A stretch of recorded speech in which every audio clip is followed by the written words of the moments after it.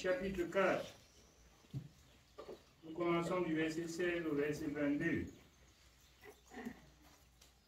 Il se rendit à Nazareth, où il avait été élevé, et, selon sa coutume, il entra dans la synagogue le jour du sabbat. Il se leva pour faire la lecture, et on lui remit les livres du prophète Ésaïe. L'ayant déroulé, il trouva l'endroit où il était écrit: « L'Esprit du Seigneur est sur moi, parce qu'il m'a oint pour annoncer une bonne nouvelle aux pauvres. » Écoutons très attentivement. L'apôtre Paul dit: « Je ne me lasse de vous dire la même chose, pourvu qu'elle nous soit salutaire. » Alors, le Seigneur Jésus entra dans la synagogue des Juifs. Bien que vous appreniez dans Jean 1 qu'il est venu chez les siens ne l'ont point reçu, mais à tous ceux qui l'ont reçu, à tous ceux qui croient en elle, il leur donne le pouvoir de devenir enfants de Dieu, lesquels sont nés ni de la volonté de l'homme, ni de la chair, ni du sang, mais ceux qui croient en la parole. Il a déroulé devant ce pharisien ce message, plus que Dieu ayant envoyé Moïse pour porter le message, bien-aimé, de la loi au peuple, qui décrit bien que le message de la loi, c'est pour retenir le peuple jusqu'à ce que le Messie arrive. Je nous rappelle toujours dans Jean 4, quand la femme samaritaine a dit: « Nous connaissions que le Messie doit venir, celui qu'on appelle Christ. » Alors, ici dans la synagogue, il démontrait que le Christ est là et que c'est lui-même en personne. Ayant déroulé le livre, le rouleau, il a lu ce passage. « L'Esprit du Seigneur est sur moi, il m'a oint. » Pour faire quoi? Pour annoncer une bonne nouvelle. Pour annoncer une bonne nouvelle. Continue la suite.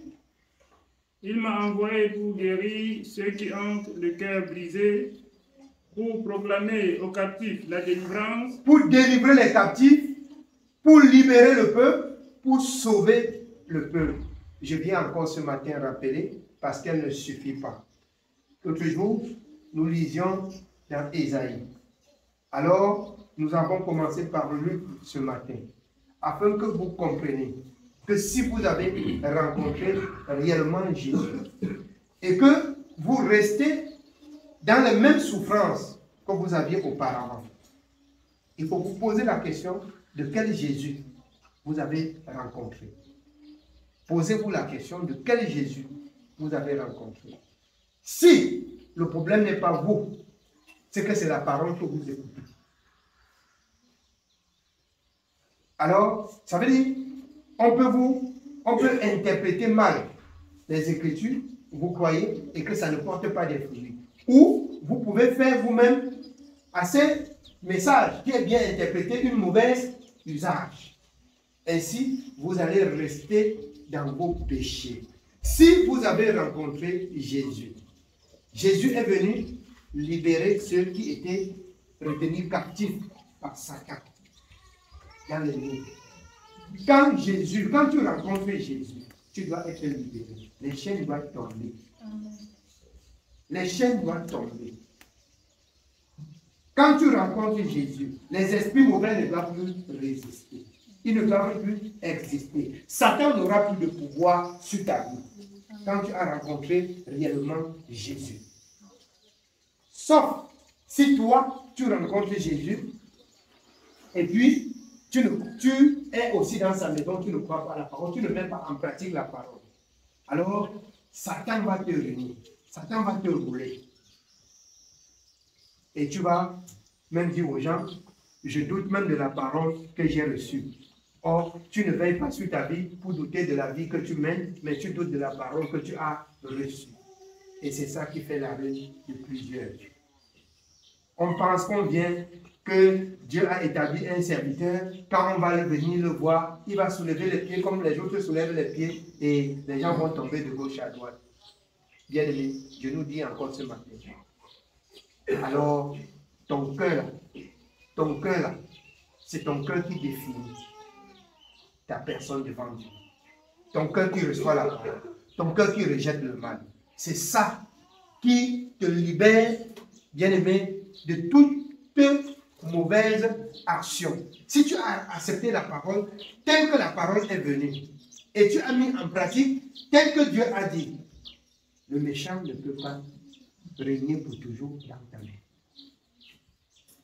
La lumière, j'ai toujours rappelé aux enfants de Dieu, la lumière et les ténèbres n'habitent pas ensemble. Vous voyez, quand le jour se lève, l'obscurité, ça disparaît. C'est pas ça? Mais quand vous rentrez dans Genèse, il a appelé obscurité ténèbres et jour la lumière. C'est pas ça? Bien aimé, quand le jour se lève, l'obscurité, il va vite. Quand le jour se lève, l'obscurité disparaît. Ça ne tarde pas. Donc, si ton jour s'est levé de rencontrer Jésus, il faut que les ténèbres de ta vie disparaissent. Tu ne dois plus marcher dans les mêmes ténèbres. Tu ne dois plus habiter avec les mêmes ténèbres, avec les mêmes démons que tu n'avais pas reçu Jésus. Sauf si tu refuses de convertir ta vie. Beaucoup ont cru, mais ne sont pas convertis. Et on les appelle enfants de Dieu. La conversion. Il y a une différence entre la croyance et la conversion. La croyance, c'est que j'ai accepté Jésus. Je marche aussi avec le peuple de Dieu, mais je ne fais pas ce que Dieu me demande. Or, la croyance et la conversion voulaient dire, j'ai accepté Jésus. Je me convertis. Mais la conversion intervient quand maintenant, tout ce que tu écoutes venant de Dieu, tu plies ta volonté à la parole de sa vie. Là, tu es converti. On change de conversion. On parle de la conversion, les changes.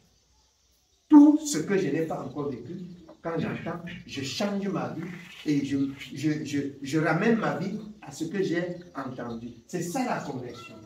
J'ai changé. J'ai changé. Il y a beaucoup qui croient et qui ne changent pas. Vous n'êtes pas convertis. On vous appelle enfant de Dieu. Mais Dieu connaît ceux qui l'appartiennent. Dieu connaît tous ceux qui l'appartiennent. Pour appartenir à Dieu, Jésus a dit, si quelqu'un m'aime, il gardera ma parole. Pour appartenir à Dieu, on doit garder la parole de Dieu. On doit garder la parole de Dieu. Oui, bien aimé, nous continuons dans le livre de Luc. Il m'a envoyé pour guérir ceux qui ont le cœur brisé. Pour guérir ceux qui ont le cœur brisé. Beaucoup sont entrés dans cette maison avec le cœur brisé. Beaucoup sont entrés avec le cœur brisé. Mais Jésus, bien-aimé, a honte ce cœur qui était brisé. Jésus a réparé. À vous de rester dans cette maison où Jésus a réparé, bien-aimé, et obéi à sa parole. Parce que si vous retournez en arrière, dans Luc, il est dit celui qui met la main à la charge et retourne en arrière, il n'est plus propre. Beaucoup ont essayé de mettre et retourner et ils ont trouvé que les conséquences étaient graves. Que les conséquences étaient graves. Ainsi, la parole de Matthieu 12 s'est accomplie dans la vie de certains. Quand un esprit quitte un corps, va dans les lieux arides, alors ne trouvant pas où il va s'habiter, retournant et trouver que sa maison est balayée et ornée. Il n'entre pas encore. Il retourne, il prend le renfort pour qu'on ne le déloge plus facilement. Et le cas de cette dernière devient pire. Bien-aimé, si Jésus a fait quelque chose pour toi, tu es condamné de rester là.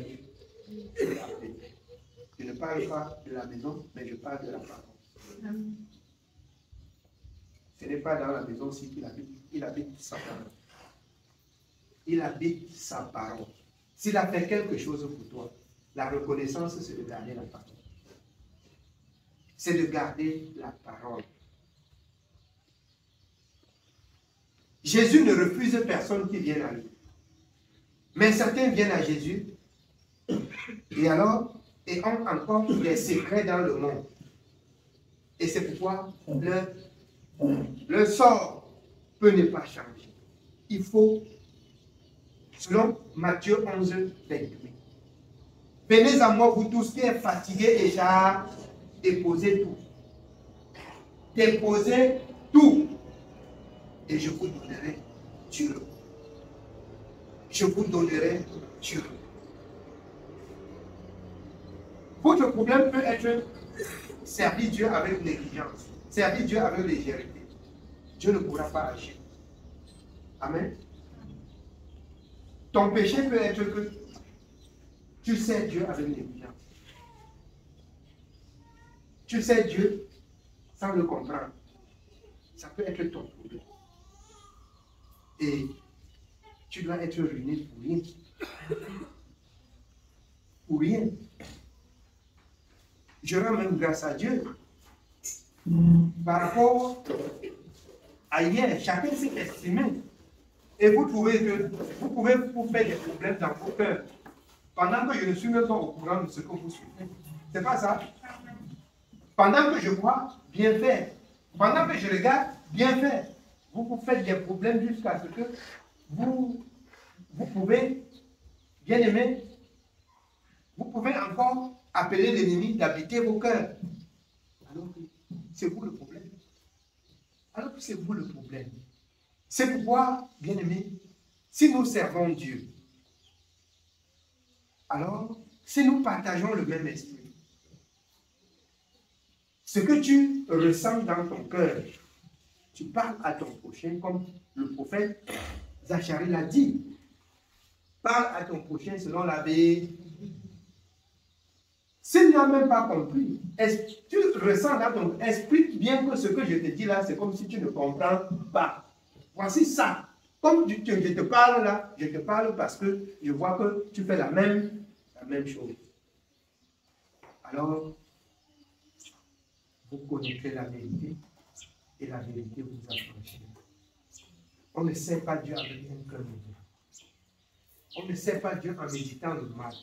C'est pourquoi je nous exhorte réciproquement entre frères, entre sœurs. Quand vous remarquez quelque chose qui n'est pas bien, soyez assez humbles de parler et ceux qui reçoivent, qu'ils soient assez humbles de s'identifier dans la parole. Qu'on soit assez humble. C'est ça, bien aimé, c'est ça, cet échange au milieu du peuple de Dieu et qui pousse le peuple de Dieu à la croissance.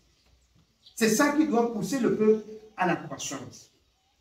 Jésus, quand il t'a visité, si la même souffrance demeure, bien aimé, c'est que toi tu as un problème. C'est que tu as un problème. C'est pourquoi je dis toujours, 2 Corinthiens 13, 7, l'apôtre Paul, examinez-vous vous-même. Ne servez pas Dieu sans toutefois chaque jour examiner votre conduite avec le Seigneur. Je dis aux enfants de Dieu, il est bon pour vous d'examiner vos vies dans la parole que vous écoutez. Soyez comme des bénis. Soyons comme des bénis. Ils écoutaient les exhortations, la parole, et ils rentraient. Ils examinaient, ils sondaient les Écritures pour voir si ce qu'on leur dit est exact.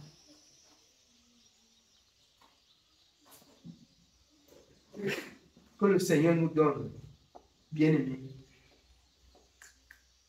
de ne plus souffrir quand nous avons rencontré Jésus. Quand on a rencontré Jésus, on peut avoir quelques tribulations et non la souffrance. On peut avoir quelques tribulations et non la souffrance. La souffrance, c'est quand on rencontre Jésus.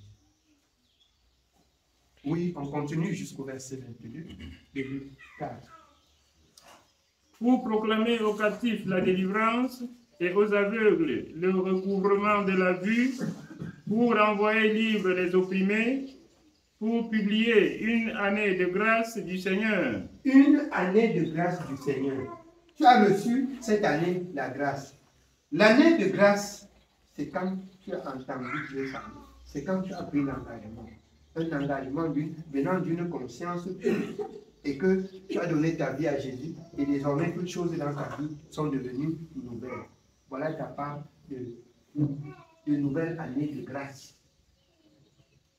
Les gens, pendant que les païens se réjouissent, les gens se réjouissent, ils disent que c'est une nouvelle année qu'on entre dans la grâce. Je suis entré dans la grâce le jour que j'ai donné ma vie à Jésus. Je suis entré dans la grâce depuis le jour. Et je peux glorifier Dieu tous les jours de ma vie, de ce qu'il m'a gardé. Toutes les semaines de ma vie, tous les mois de ma vie, toutes les années de ma vie, je le glorifie pour son multiple veille sur ma vie. Ce n'est plus pour moi une année nouvelle. La nouvelle année pour moi, c'est le jour que j'ai rencontré Dieu. Voilà l'année où je suis né. C'est l'année où tu es né de nouveau. C'est une nouvelle année pour toi. Ne soyez plus comme des païens. Que l'année vient. Les autres organisent, bien entendu, même un autre nom là. Il dit quoi? La traversée. Où on traverse pour arriver où? C'est quoi arriver où? Je ne connais pas. J'ai traversé depuis le jour où j'ai donné ma vie à Jésus. Je ne traverse plus. Je suis déjà là. Je ne traverse plus. Je suis là. Le Seigneur m'appelle seulement, bien-aimé, à veiller que la parole que j'écoute, que je la mette en pratique. Je ne traverse plus.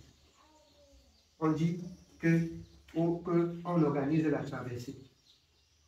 C'est quel passage des Écritures? C'est quel passage des Écritures? Bien-aimé, traverser, c'est passer de païen à enfant de Dieu.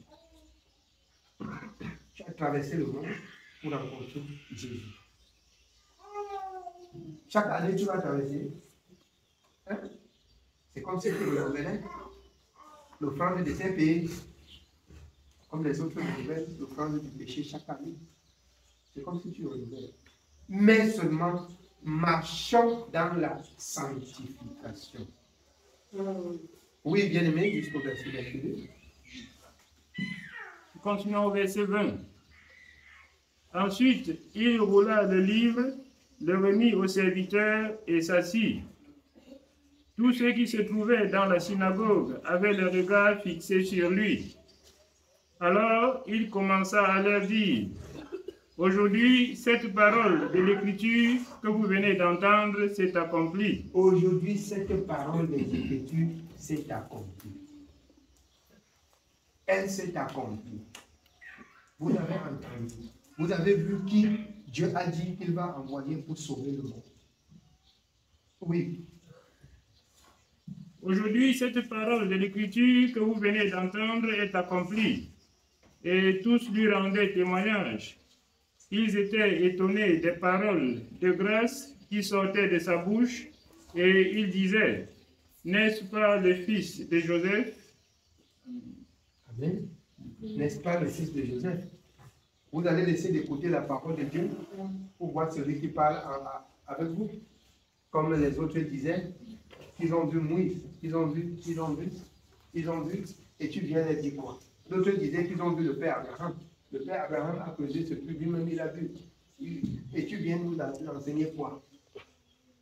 Et c'est là. Et ce sont des raisonnements. Beaucoup disent. Alors, croyant que quand on a vu Papa Nassi, bien aimé, on croit que comme tu l'as vu, et je l'ai aussi vu, bien aimé, c'est ensemble. Ça, il n'y a plus rien que tu peux me dire. C'est pas ça? Comme j'ai vu Papa Nassi, tu as vu Papa Nassi, il n'y a plus rien que tu peux me dire. Papa Nassi portait la parole de Dieu. Papa Nassi a accompli sa mission. Donc, je rappelais aux bien-aimés hier que si on ne fait pas attention, on risque de perdre le fil de cet amour qu'il nous a enseigné. Et alors, nous devions persévérer dans cet amour qu'il nous a enseigné. Toutefois, si l'orgueil entre dans le cœur, bien aimé, ça va devenir, n'est-ce pas, il parle comme ça, n'est-ce pas, on était avec un ancien, il veut nous dire quoi? Il veut nous dire quoi? Oubliant que le Seigneur, c'est l'Esprit. Nous tous, nous avons reçu le Saint-Esprit, c'est vrai. Alors, Dieu aussi dit qu'il doit avoir de l'ordre dans sa maison. Et pour qu'il y ait de l'ordre dans la maison de Dieu, Dieu choisit des personnes qui doivent parler. S'il a choisi, travaille seulement. Et après, ce qu'il t'a donné, on va voir seulement. C'est pas ça? On va voir. Même si un homme veut empêcher cela, elle doit s'accomplir. Dans tes œuvres, dans tes actions, dans tes réactions, elle doit s'accomplir. On n'empêche pas la lumière du soleil. C'est pas ça? Amen. Avec quoi on peut empêcher? Rien. Si tu es rempli d'esprit, on ne te reçoit pas ici, là-dedans on va te recevoir. Et on va voir l'œuvre de Dieu qui va prospérer entre tes mains. On verra l'œuvre de Dieu qui doit prospérer entre tes mains. Ce n'est pas l'œuvre d'un homme. Ce n'est pas la volonté d'un homme. Je nous exhorte ce matin, ne servez pas les hommes. Servez Dieu. Ne servez pas les hommes. Alors, si vous venez ici pour me faire plaisir, bien aimé, c'est que vous ne connaissez pas encore ce que vous cherchez. C'est que vous ne connaissez pas encore ce que vous cherchez. Si vous venez pour me faire plaisir, c'est que vous ne connaissez pas encore ce que vous cherchez.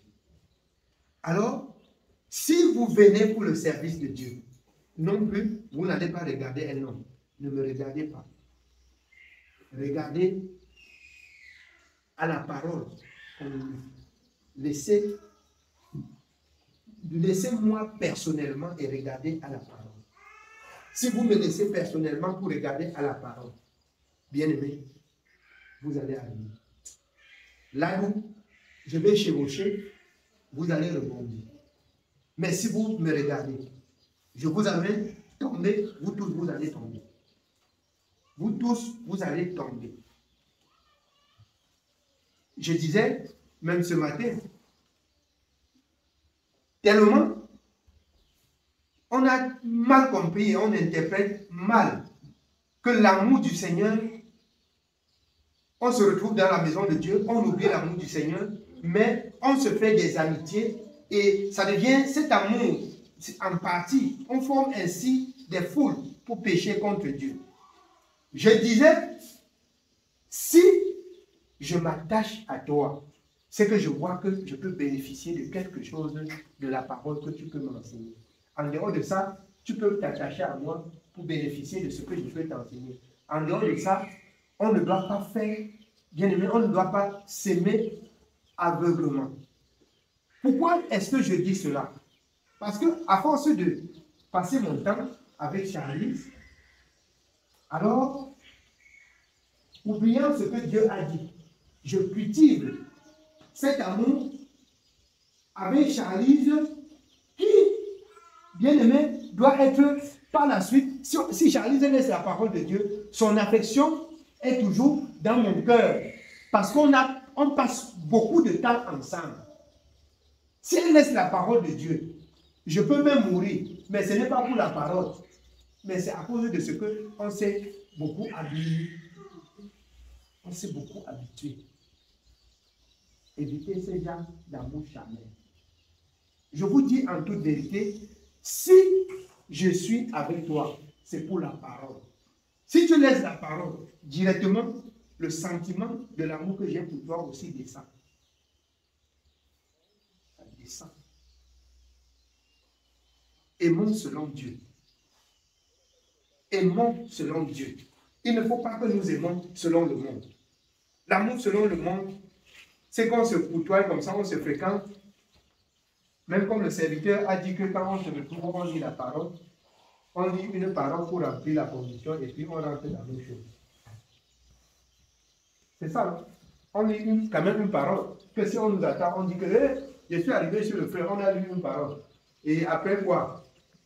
Vous allez être dans la parole, vous allez demeurer dans la parole et partir dans la parole.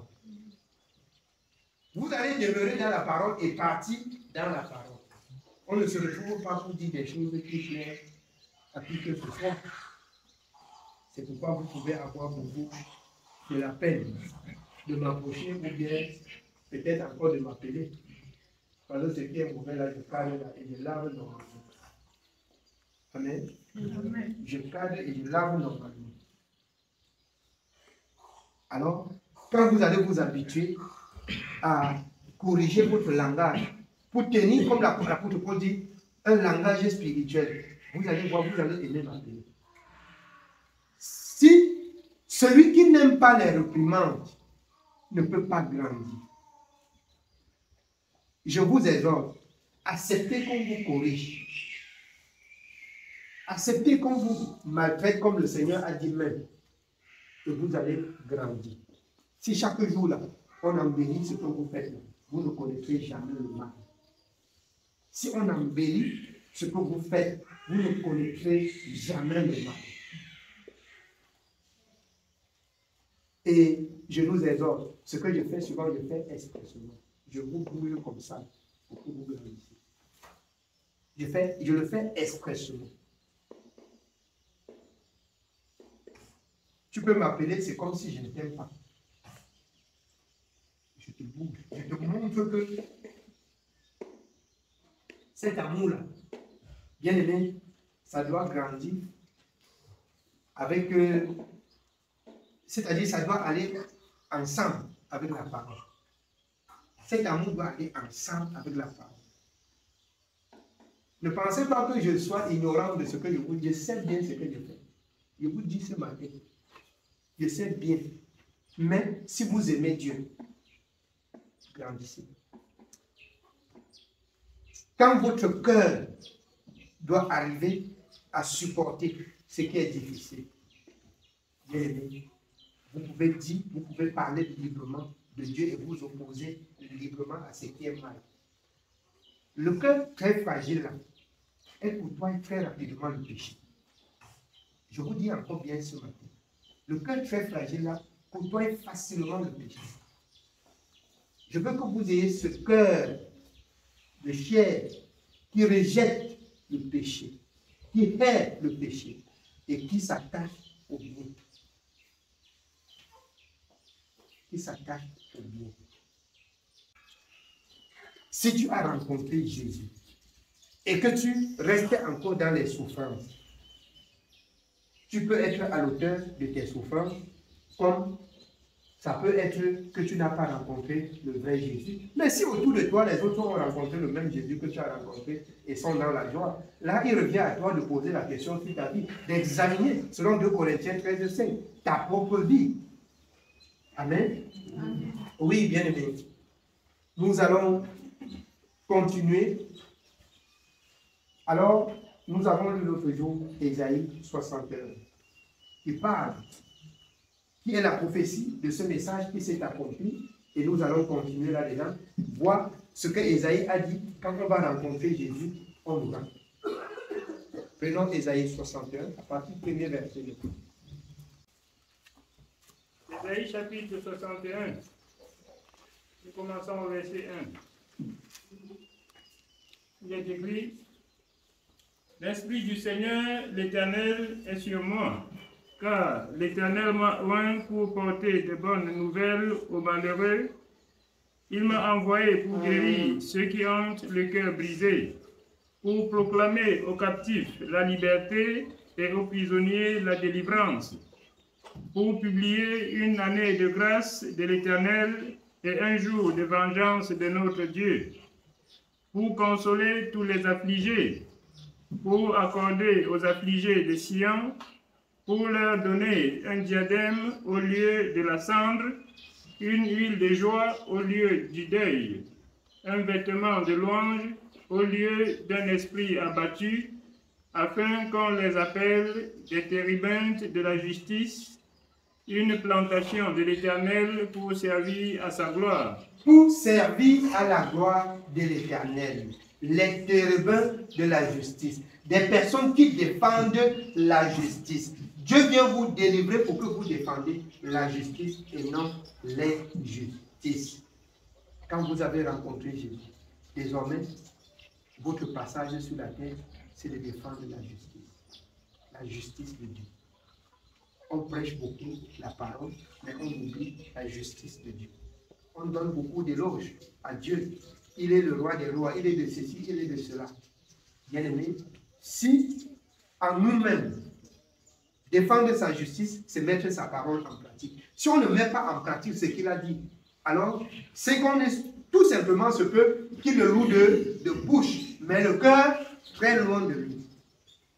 Ce qu'on entend, c'est quand on met en pratique qu'elle devient vie. Cette parole est esprit et vie. C'est en mettant en pratique qu'elle vivifie dans votre vie et que les promesses de sa parole aient son accomplissement dans votre vie. C'est quand vous mettez en pratique. Ce n'est pas en citant que cela s'accomplit, mais c'est en mettant en pratique. On cite il est ceci, il est cela, il est ceci, mais on ne vit pas ce qu'il dit. Ça ne peut rien impacter sur votre vie. Pour que ça impacte votre vie, il faut mettre en pratique. Il faut mettre en pratique pour que cela a des impacts sur votre vie. Oui. Nous continuons au verset 4. Ils rebâtiront sur d'anciennes ruines, ils relèveront d'antiques décombres, ils renouvelleront des villes ravagées, dévastées depuis longtemps. Des étrangers seront là et feront paître vos troupeaux. Des fils de l'étranger seront vos laboureurs et vos vignerons. Mais vous, on vous appellera sacrificateur de l'Éternel, on vous nommera serviteur de notre Dieu. Vous mangerez les richesses des nations et vous vous glorifierez de leur gloire. Alors, vous comprenez, là nous partons avec Jésus. Avec Jésus, vous êtes des sacrificateurs. Vous êtes désormais un royaume des sacrificateurs. Vous êtes les défenseurs de la justice. Vous êtes les défenseurs de la justice. Vous mangerez même les richesses des nations. C'est-à-dire, ils vont travailler, vous allez manger. Vous êtes enfants de Dieu et vous travaillez et les païens mangent. Le monde est gâté. Le monde est gâté. C'est pourquoi, quand vous lisez Agé, pour ceux qui n'obéissent pas à l'Éternel, ils travaillent et alors ça entre dans les poches pères. Mais ceux qui obéissent à l'Éternel, alors, bien aimés, ils travaillent. Ce n'est pas dans la force de leurs bras qu'ils gagnent beaucoup, mais c'est dans l'obéissance de la parole qu'ils reçoivent, bien aimés, ce que Dieu a promis. Amen. Oui. Ce n'est pas travailler jusqu'à venir à l'église dans l'état, ce n'est pas travailler jusqu'à dormir au travail. On doit avoir de quoi manger. C'est là la question. Parce que beaucoup travaillent jusqu'à il n'y a pas le temps de prier. Et alors, ils sont toujours pauvres. Là, c'est l'effort personnel. C'est l'effort personnel. Il faut qu'on travaille jusqu'à ce qu'on voit la parole de Dieu s'accomplir. Nous avons encore, bien aimé, du chemin à faire. Je vous dis, la route est encore longue. Et pour ça, ce n'est pas un seul jour, ce n'est pas un matin, ce n'est pas une minute. Mais à partir du moment où nous sommes là, que chacun commence à aménager, bien aimé, sa route. C'est-à-dire, ne pas laisser l'occasion au moindre péché de dominer. Au moindre de dominer. Là, tout est basculé. Ça prolonge encore. C'est-à-dire, ça prolonge encore le temps de Dieu dans votre vie. Il y a un temps pour toutes choses. Le temps est venu, vous avez cru. Et le temps doit arriver que Dieu va vous, bien aimé, que Dieu va vous ramener ces bénédictions dont il a dit, les nations vont travailler, vous allez manger. On ne dit pas que vous croisez les mains chez vous, les nations travaillent de manger. Non. Vous allez manger à la sueur de votre front. C'est vrai. C'est que, bien aimé, les nations peuvent aller de très loin chercher. C'est pas ça. Et vous, à côté, ça vous sert. Mais si tu es vendeur de piment, celui qui est au champ de travail, tu déposes, tu prends l'argent. C'est pas ça. Voilà. Il faut qu'on fabrique les tôles. Vous savez comment il a fait pour avoir les machines de tôles? Hein? Vous savez comment il a fait pour avoir les machines de tôles? Ce n'est pas facile. Et nous avons les tôles sur la maison. C'est pas ça. S'il fallait que toi-même tu fabriques la tôle pour ta maison, ça devait être difficile. C'est pas ça. Même il y a des choses que même avec l'argent tu ne peux pas avoir. Il y a des choses que même avec de l'argent tu ne peux pas avoir. Mais Dieu permet que les autres partent de très loin chercher. Et que le peuple de Dieu, ce qui leur manquait, ce qu'il fallait voyager pour chercher, tu ne voyages plus, tu restes là. Les nations apportent. C'est pas ça. Ils partent, ils apportent. Ils apportent. Et tu te réjouis de ça. S'il fallait travailler à la boutique et aller cultiver au champ de Macabo avant de manger, ça devait être un problème. Je vous dis et je vous ramène dans ce que je dis. Il y a ceux-là, même comme je touche les noms des gens qui fabriquent, il y a ceux-là qui ont toutes les machines pour fabriquer là. Selon Ecclésiaste, qui ne se jouit pas de leur richesse. C'est pas ça. Mais vous mangez et vous dormez tranquille. Par contre, eux, ils travaillent comme ça, ils ont beaucoup d'argent, ils ne dorment. Oh, dans le livre de Proverbes, alors le sommeil du travailleur est pour ceux qui s'agit de ceux qui travaillent selon le Seigneur. On ne parle pas du travailleur du monde. C'est pas ça. On parle du travailleur selon le Seigneur. Le monde du travail, ils n'ont pas du sommeil. J'entendais quelqu'un l'autre jour dire que le fils du monsieur là, où il dort au bureau, où sa sorcellerie c'est au bureau, on ne sait pas à quelle heure il dort. Mais il est toujours en train de faire un licencié les gens. Il ne dort pas. Tu viens, parfois ils sont au bureau à 2 heures. À 4h30, 5h, il est au bureau. Ou il passe la veille seulement avant de venir. On ne sait à quelle heure il dort. Bien aimé, vous voyez que ce qu'on a nous rend plutôt esclaves de ce qu'on a. Et ainsi s'accomplit la parole de Dieu. Chacun est esclave de ce qui a triomphé de lui. C'est pas ça? On a beaucoup, mais on est esclave de ce qu'on a. Ayez le Seigneur. Soyez esclaves du Seigneur et ce serait la bonne part. Là, dans le livre de Matthieu, le Seigneur dit, bien-aimés, alors vous n'avez pas besoin de vous inquiéter. Persévérez dans ce qui est écrit. Les choses que les païens recherchent, dans votre travail, ils vous donnent. C'est la bénédiction de l'Éternel qui enrichit et ne la fait suivre d'aucun tourment. J'ai dit, si tu es un enfant de Dieu, même si tu vends l'eau glacée, tu vas réaliser ce que même un importateur ne réalise pas parce que tu obéis à Dieu. Ton eau glacée va devenir, bien aimé, une source de bénédiction. Quand on parle de réaliser, d'autres voient du coup que on dit que le milliardaire a le milliard en banque, il faut que j'ai le milliard en banque.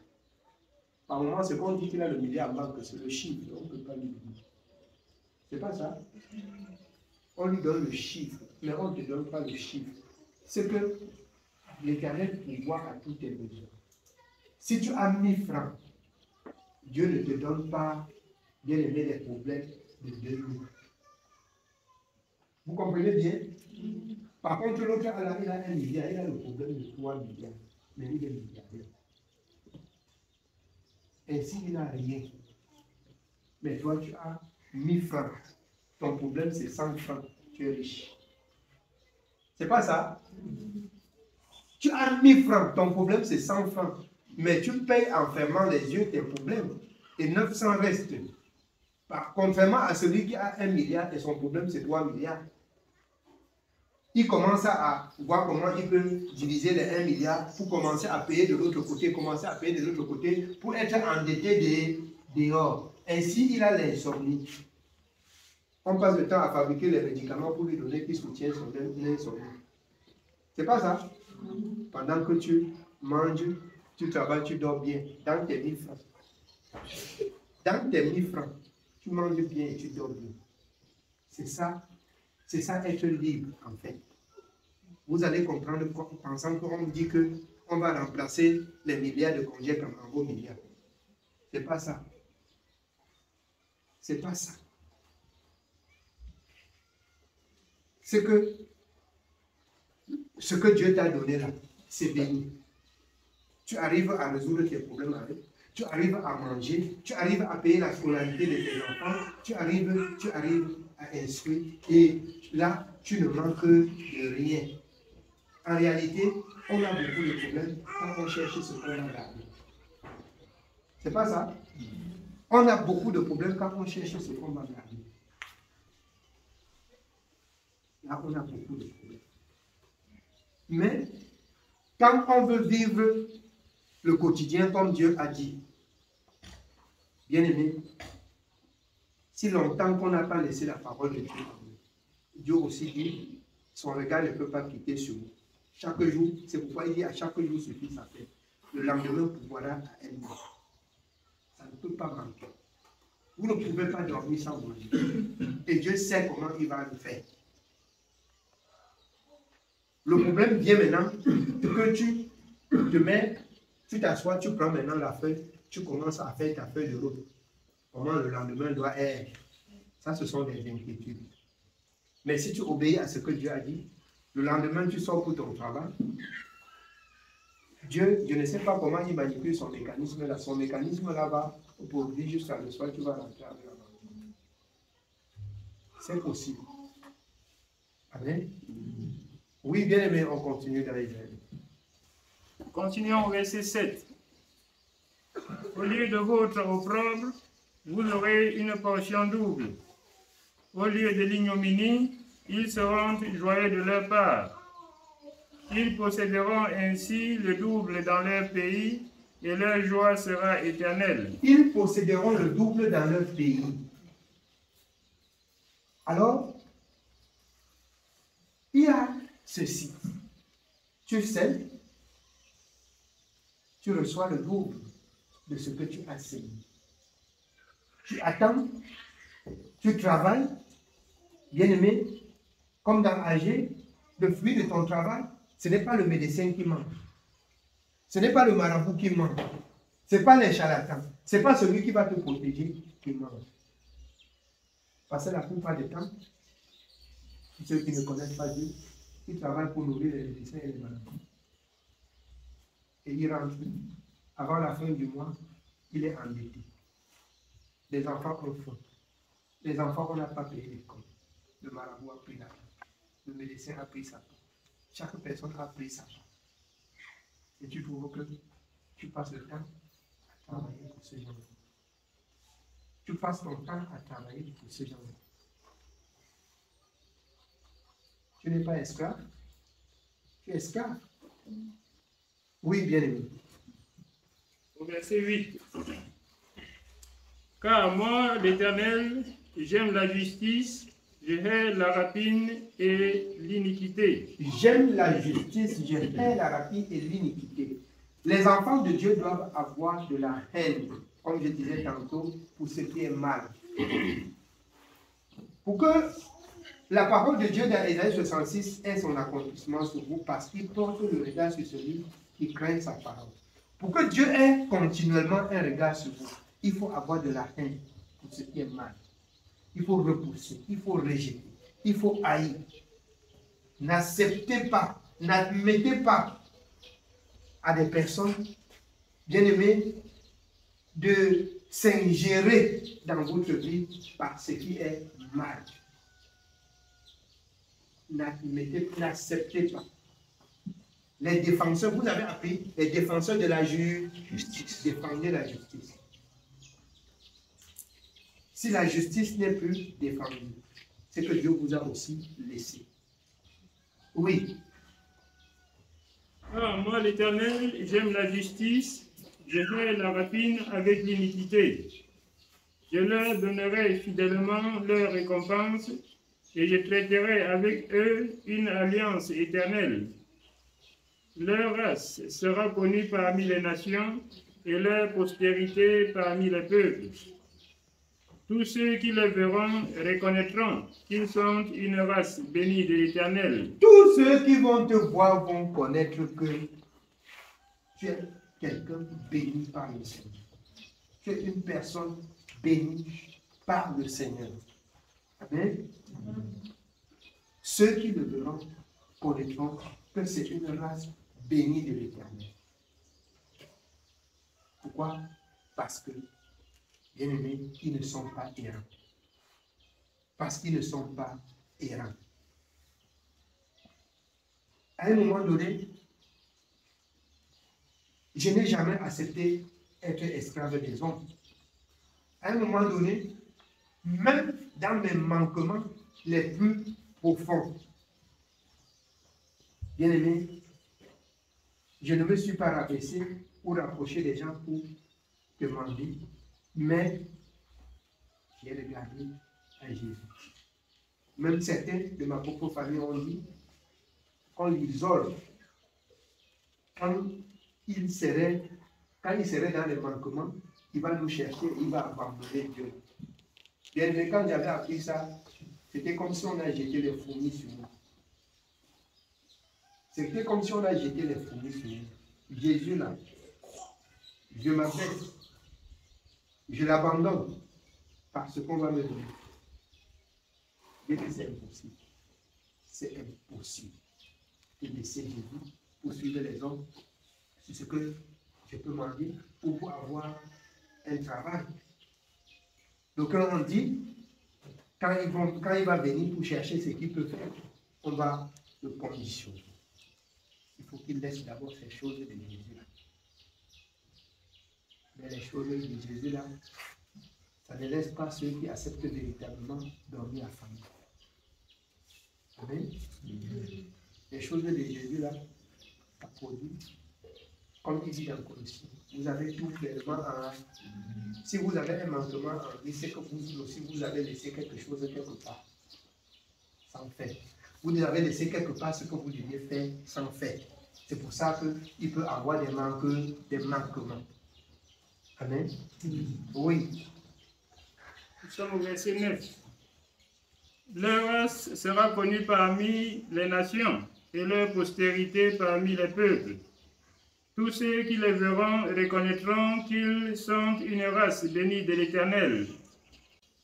Je me réjouirai en l'Éternel, mon âme sera ravie d'allégresse en mon Dieu.